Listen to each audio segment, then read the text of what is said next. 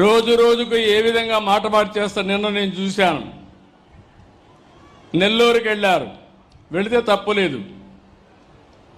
ఒక గౌరవప్రదమైనటువంటి ప్రశాంత్ రెడ్డి, ప్రభాకర్ రెడ్డి గారి సతీమణి, ఎమ్మెల్యే, ఆవిడ క్యారెక్టర్ను గురించి ఇష్టానుసారంగా నోరు బారేసుకున్న వ్యక్తిని మందలించాల్సింది పోయి నేరుగా అక్కడికి వెళ్ళి ఆయన ఇంకా రెచ్చగొట్టు, నువ్వు తిట్టు, ఆడవాళ్లపైన ఆంబోతుగా మాట్లాడు, నేనున్నానని చెప్పే ధైర్యం వచ్చిందంటే ఈ ఆడబిడ్డలను అడుగుతున్నా, ఇలాంటి దుర్మార్గులు రాజకీయాల్లో ఉండాలనా అని మిమ్మల్ని అడుగుతున్నా. ఆడబిడ్డలందరినీ ఒక నాయకుడిగా నేనున్నాను.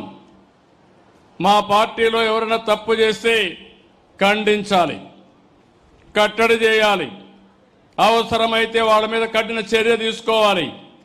అప్పుడే అందరూ భయపడతారు. నేను కూడా ప్రోత్సహిస్తే ఇంకా వాళ్ళకు అడ్డు ఆపు ఉండదు, ఇష్టానుసారం చేస్తారు. ఎలాంటి వ్యక్తులంటే నిన్న నెల్లూరు పోయాడు.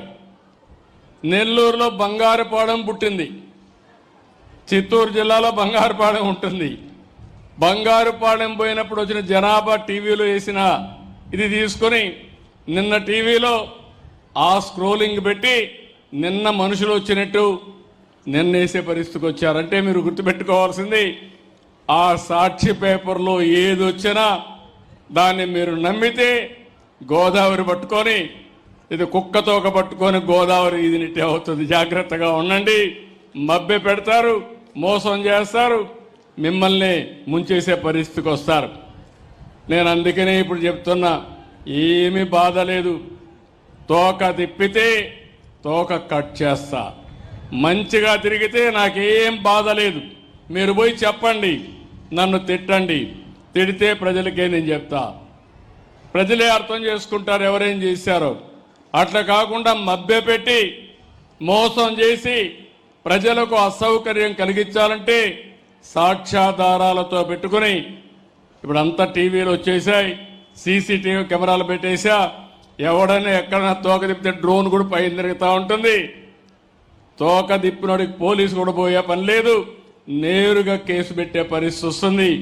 అలాంటి పగడ్బందీ వ్యవస్థకి శ్రీకారం చుట్టారని మరొక్కసారి మీ అందరికీ విజ్ఞప్తి చేస్తున్నా. అందుకే నేను చెప్పాను, ఈరోజు మీరు చూస్తే హాస్పిటలైజ్ అయిన వాళ్ళకి 14,703 మందికి హాస్పిటల్లో ఇచ్చాం. ఓల్డేజ్ హోమ్లో ఉంటే అక్కడ పోయి 20,587 మందికి ఇచ్చాం. ఒక సెక్రటరీ నుంచి వేరే సెక్రటరీకి వెళ్ళిపోతే అక్కడ దగ్గర 31,496 మందికి ఇచ్చాం. ఎవరైనా వికలాంగులైన విద్యార్థులు హాస్టల్లో ఉంటే వాళ్ళకి దగ్గర 3,683కి ఇచ్చాం. ఇంకొక పక్కన కొంతమంది నిద్రలే సెక్రటరీకి వెళ్తే అక్కడ 91,456 మందికి ఇచ్చాం. కొంతమంది నరేగా పనులకు వెళ్ళిపోతే ఆ కూలి పనులు వాళ్ళకి డబ్బులు పోకూడదని అక్కడికే వెళ్ళి 19,657 మందికి ఇచ్చాం. ఇంకొక పక్క బంధువులింటికి పోతే ఇంత మునుపు ఎగ్గొట్టేవాళ్ళు, వాళ్ళ బంధువులింట్లో ఉంటే అక్కడ కూడా పింఛనిచ్చే ఏర్పాటు చేశాను. అక్కడ కూడా దగ్గర మీరు చూస్తే 1,61,61,145 మందికి బంధువులింటి దగ్గర ఇచ్చాం. ఇంకొక పక్కన మీరు చూస్తే కొన్ని రాంగ్ జియో ట్యాగింగ్ తప్పబడింది, అవి కూడా ఒక 26,079 ఉన్నాయి. అవి కూడా కరెక్ట్ చేస్తామని చెప్పి కూడా నేను మీకు తెలియజేస్తున్నా. నేను ఎందుకు ఈ విషయం మీకు చెప్పానంటే, ఈ ప్రభుత్వం డబ్బులు ఇవ్వడమే కాదు, ఇచ్చిన డబ్బులకి బాధ్యతగా ప్రతి ఒక్కరికి చేర్చడానికి ఇస్తున్నానని చెప్పి కూడా నేను మీకు తెలియజేస్తున్నా. ఇంకో పక్కన మీరు ఒకసారి చూస్తే ఈ నెలలో 1,08,499 మంది వితంతువులు ఉన్నారు.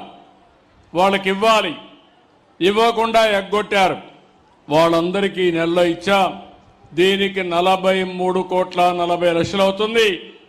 సంవత్సరానికి 520 కోట్లు అదనంగా అర్హులైన వితంతువులకి ఆడబిడ్డలకి సహాయం చేశానని చెప్పి కూడా నేను మీకు తెలియజేస్తున్నా. ఇలాంటి కార్యక్రమాలు ఇచ్చి మనం ముందుకు పోయే పరిస్థితికి వచ్చాం.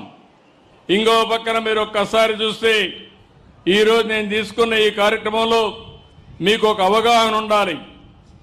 మీరు ఇంటింటి దగ్గర మీరే చెప్పే పరిస్థితులు రావాలి. మొత్తం పెన్షన్ అన్ని రాష్ట్రాల్లో ఇస్తారు.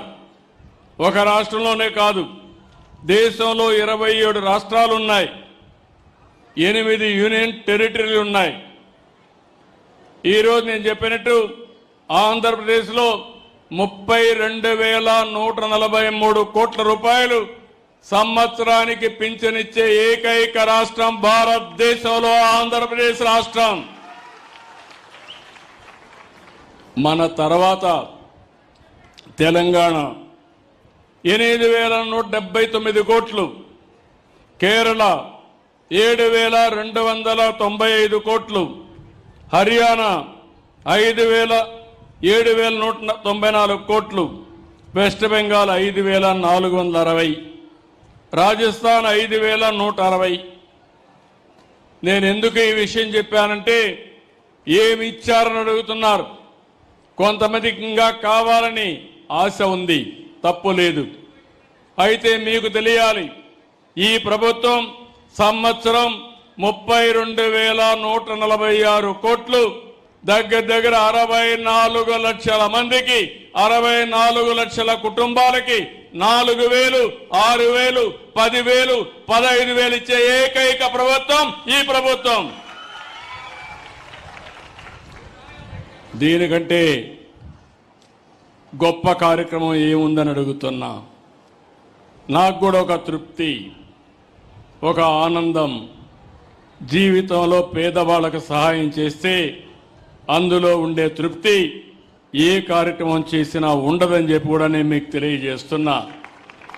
అందుకని మీరు కూడా ఒకటి గుర్తుపెట్టుకోవాలి, ఇలాంటి ప్రభుత్వాన్ని ఎప్పటికప్పుడు మీరు కూడా అభినందించే పరిస్థితి రావాలి.